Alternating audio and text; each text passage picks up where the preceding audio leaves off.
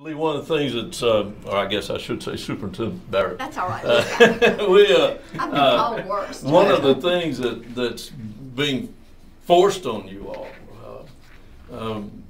all the way from the First Lady at the White House down, is all this thing about obesity and health and all these sort of things. A lot of things actually being forced on you all that you do. First of all, how much impact do you think the school system can actually have on the health of its students, and what are you all doing? Chuck, I think we have to be responsive. We have to be aware. I do think that there is such an emphasis that occasionally we get the cart a little ahead of the horse on some things. For example, this year there's a push to we can't serve 2% milk. It has to be skim milk or 1% milk. The problem with that is when you do that, then the menus don't meet the minimum requirements for calories as set by USDA. So you've got to go back and add calories somewhere else. So there is such a push that perhaps we're not taking time to really think through things. Certainly, you know, some of our schools have won the Silver Award from USDA for our nutrition. Tanya Thomas McSwain is in charge of that program and does a fantastic job. She is a certified director for that program and is very careful with our food choices for children. So I feel really good about what we do, but to go back to your question, that certainly is not the whole picture. We serve a few children breakfast. We serve probably most of our children lunch. But then, of course, supper, those snacks, all of those things happen at home. I get a little frustrated when the school is totally targeted. If a thing is bad for a child, then it ought to be bad for a child across the board. In other words, if a child shouldn't have French fries, then we need to do a little bit more in the rest of the world to say French fries are bad. Right. So I understand that the school is an easy place to target for that, and certainly we have a responsibility, but I don't think the school carries the full weight for that. I just can't even imagine how you folks keep them just going in a row sometimes, pulling all their Well, Chuck, how do you know we don't? Because, is that what they do in the teacher's lounge? Because that's the regulations are become more and more burdensome every year. They really do, and it's always here. You do it. You're going to do this, and you got to go figure out how. Well, we're not going to tell you how. Tanya, who's the director of there, Tanya McSwain, and I talked about the milk situation, and that just really, I just thought that was so bizarre. And I know you're old enough, you and I are old enough to have seen the Cane Mutiny, and if you'll remember the line that said it all started with the strawberries with Vietnam, all started with the 2% milk.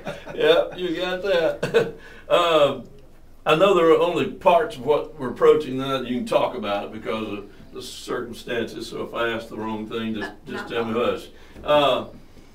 I can relate to this. I was that, growing up in school, I was that 90-pound weakling. I mean, the scarecrow, thin. Well, you're talking to the redheaded nerd, so I mean, you're looking at quite the pair. And you know, even today, I sit back and think about it. Had I not had, especially in junior high school and early high school, had I not had the little group of friends that I had, I probably would not have stayed in school. I probably, you know, the bullying and torment was so bad in my school because we had one of the early consolidated schools, and it had been, my class had been 45 town kids, and then all of a sudden we were 90 kids, half town, half country. And that meant a lot more in the 50s than it does now, you know. And I think about it many times. And I had that little handful of guys who were mostly like football players and pulpwood haulers and that sort of thing, who kept people from fooling with me. I'm not sure at what level I would have survived it. So I can really relate when they talk about the bullying and the things that go on at school. And obviously it's not any better now than it was 60 years ago. It's just the face of it has changed, how it's done and who's doing it. And I know that you all, again, are being mandated as a school system to overcome all the shortcomings of the parents and and the community and everybody involved who are not doing their job. And you're supposed to come in and take them in 4 or 5 hours a day and heal all those problems. That's a blessing about working in Brookhaven, because we do still have very strong parents. You know, it's a church-oriented community, so certainly I think Brookhaven's head and shoulders above so many very much places. So what can you say about this new program? Well, absolutely, I can talk to you about it. What I had told Chuck when he called me was that, yes, we have passed a policy. However, on the advice of our board attorney, Bob Allen, he wants us to tweak it just a little bit before we distribute it to parents. And that policy is, as you said, mandated by the state legislature. Apparently, legislators were getting so many calls about bullying that they felt it necessary to pass a law. It went through as Senate Bill 2015. I brought a copy just for reference. And essentially, as used in this particular law, they define bullying as a pattern of gestures or written, electronic, verbal communications or any physical act that takes place on school property, at a school-sponsored function, or on a school bus that causes a child or even an adult to be in fear of physical harm or harm to his property. And what they've mandated, the law, I hate that anything gets to the point of legislation. Yeah. I wish that we tended to our business and this didn't have to happen. And I think that in Brookhaven we tend to our business, but all school districts are not like Brookhaven, so I understand how this came to be. And the law started out being very, very burdensome and was edited down basically to say that there must be a policy in all school districts that define what bullying will be and that says what action should be taken. The law just specifies that a child or a school employee must report it to the appropriate school official. And then they have to make a record of that, and then they have to document their procedures for responding to that.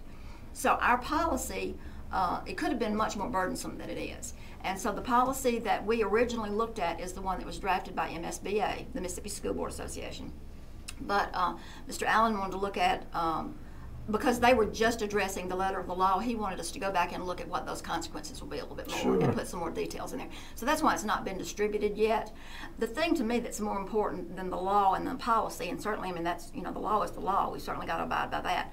But we had already in this district, our board and our administrators, even back under prior superintendents, we have always talked to folks about taking that seriously. Our board has said to me every year, Lee, we take bullying seriously. We don't want it in our schools. We want our administrators, our principals, our teachers to respond and take action. So one of the things that we had already planned to do this year, we're having Dr. Sandy Devlin from Mississippi State. She's a professor of psychology there, and she's done a good bit of study on bullying. She's actually worked with the Starkville School District. And she's coming in September, and we're training all staff. We're training custodians, cafeteria workers, teachers, counselors, everybody, to recognize bullying, to report bullying. And then we also have put in place in every school, we've already purchased the materials.